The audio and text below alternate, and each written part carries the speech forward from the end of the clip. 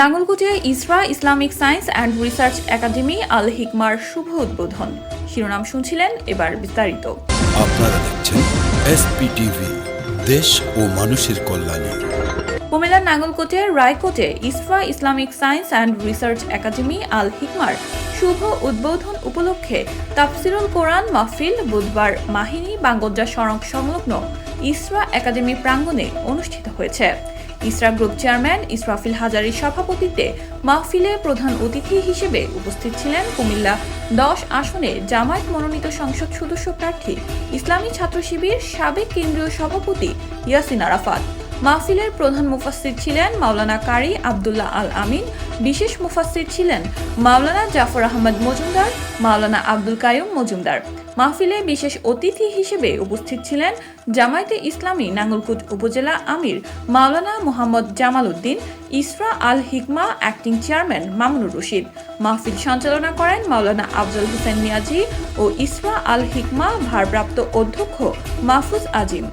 মাহফিলে উপস্থিত ছিলেন ইসরা আল হিকমা কো-ফাউন্ডার মাওলানা নজির আহমদ হাজারী, মাওলানা জহিরুল ইসলাম মজুমদার শরীফি, মনসুর আলম মালিক, সাইফুল ইসলাম, এরশাদুল্লাহ, সোহেল, মাসুম বিল্লাহ, শরীফুল্লাহ ভুইয়া, ফরহাদ হোসেন, নাজমুল মোল্লা প্রমুখ।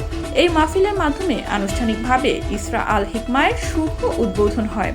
শিক্ষা প্রতিষ্ঠানটি জাতীয় শিক্ষানীতি পাশাপাশি নিজস্ব সিলেবাস, ইসলামিক শিক্ষা, মডার্ন সায়েন্স বাস্তবায়ন করে নতুন বাংলাদেশ বিনির্মাণে কাজ করার প্রত্যয় ঘোষণা করেন। সম্মানিত উপস্থিতি, আপনারা জানেন সেই ছোটবেলা থেকে আমরা এই এলাকাতে অনেকগুলো সামাজিক কর্মকাণ্ডের সাথে জড়িত আছি।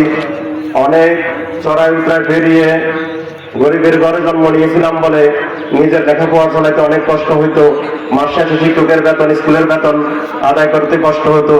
তখন থেকে আল্লাহর কাছে একটা চাওয়া ছিল যে আল্লাহ একদিন মানুষের মতো মানুষ করবেন, মানুষের আমাকে এমন ভাবে স্বাবলম্বী করবেন যেন আমি মানুষের পাশে দাঁড়াতে পারি, সমাজের জন্য কিছু করতে পারি।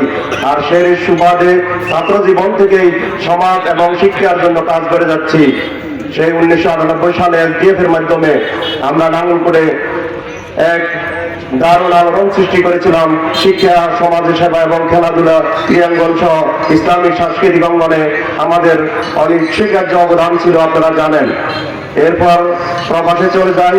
প্রবাসে যাওয়ার পরে প্রবাস থেকে এসে 2017 সাল থেকে RDF নামে আরেকটি সংগঠন গঠন করি। সেটার মাধ্যমে আমরা শিক্ষার মান উন্নয়নের জন্য, গরিব মেধাবীদের পাশে দাঁড়ানোর জন্য আমরা অনবরত কাজ করে যাচ্ছি। এরপর 2022 সালে মানুষের ঘরে ঘরে প্রতিটি পা মহল্লা গিয়েছি, মানুষের অভাব অনটন দুর্দশা দেখেছি। যেমনটা নিজ জীবনে আমি দেখে এসেছি। একটা মাকে, একটা বাবাকে তার সন্তানের ফর্ম ফিল আপ, স্কুলের রেজিস্ট্রেশন ফি, বেতন মিলানোর জন্য কতটুকু হিমশিম খেতে হয়।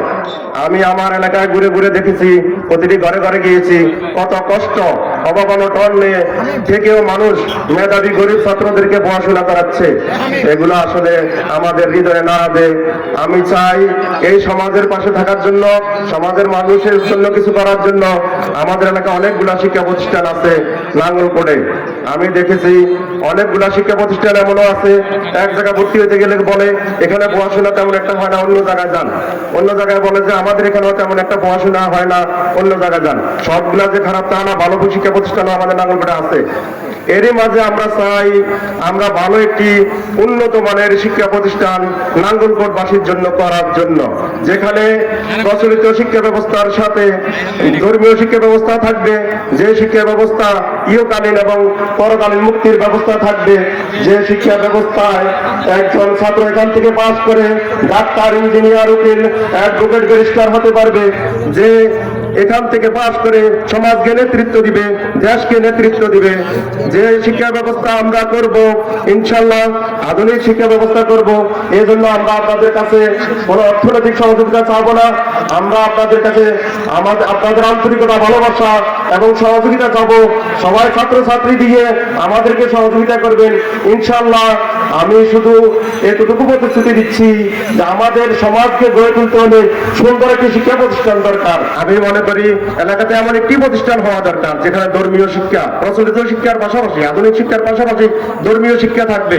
আমরা এখানে হ্যাফজের ব্যবস্থা করব, নুরানির ব্যবস্থা করব, আমাদের এখানে কোরআনের তরজমা সহ শেখানো হবে ইনশাআল্লাহ।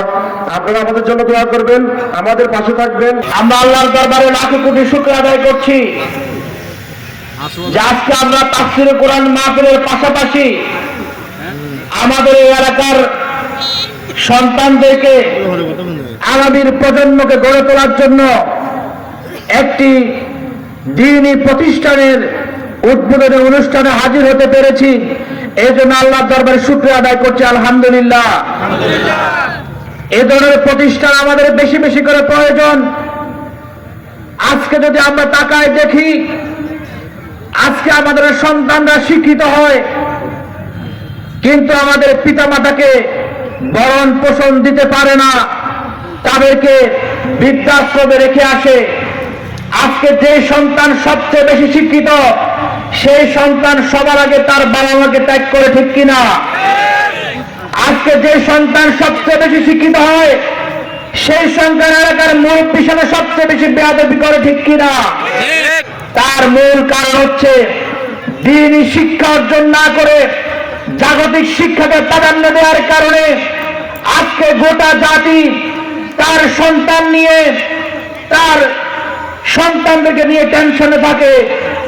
প্রিয় ভাইরা আমার, এই ধরনের প্রতিষ্ঠান যত বৃদ্ধি পাবে, এই ধরনের প্রতিষ্ঠানে আমরা আমাদের সন্তানকে যত বেশি শিক্ষা দান করতে পারবো, অন্তত আমার এই সন্তান দ্বীনি শিক্ষায় শিক্ষিত হয়ে বৃদ্ধ অবস্থা আমাকে ত্যাগ করবে না, আমাকে ভরণ পোষণ বাদ দিয়ে নিজের আখের গোছাবে না, আমাকে বৃদ্ধাশ্রমে রেখে আসবে না, আমার ইন্তেকালের পরে কবরের পাশে গিয়ে সূরা ফাতিহা পাঠ করতে পারবে, ঠিক কিনা? আমরা বিগত সময়ে লক্ষ্য করেছি, বিগত 16টি বছরে এদেশের ধর্ম নিরপেক্ষ ব্যবস্থা কায়েম করার জন্য এদেশের শিক্ষা ব্যবস্থা থেকে ধর্মীয় শিক্ষাকে উচ্ছেদ করা হয়েছে।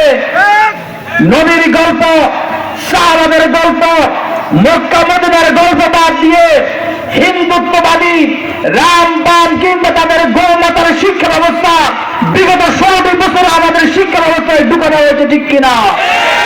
এই অবস্থায় এই ধরনের প্রতিষ্ঠানগুলো আমাদের সমাজ সংস্কৃতি তাহজিব তামাদ্দুন রক্ষায় গুরুত্বপূর্ণ ভূমিকা পালন।